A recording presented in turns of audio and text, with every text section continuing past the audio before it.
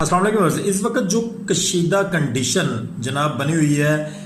मुजफ्फराबाद के अंदर, डडियाल के अंदर, उसके बाद पलंदरी के अंदर और उसके साथ साथ पूरे आज़ाद कश्मीर के अंदर, अगर पाकिस्तानी अवाम 3 से 4 दिन इस तरीके से खुद अपने हक के लिए निकले, जो आज नोटिफिकेशन जारी करने से पहले मीडिया पर टिकर्स चल रहे थे आटे के और बिजली के, मेरा ख्याल है कि पाकिस्तान के अंदर को अगर अवाम अपने हक के लिए निकल दिया विदाउट एनी लीडर, वहां पे भी किसी लीडर ने उनको सपोर्ट नहीं किया जनाब, लेकिन कश्मीरी अपने हक के लिए खड़े हुए हैं और उन्होंने बताया कि वो अपना हक लेना जानते हैं। अगर आप वो उनके जो वो नारे लगा रहे हैं, अगर आप वो उनको सुने तो इंसान को शर्म आती है कि यार हम उनके साथ किस किस्म की ज्यादती कर रहे हैं। इस वक्त जो हालात हैं कश्मीर के अंदर वो काफ़ी कशीदा है। पाकिस्तान के अंदर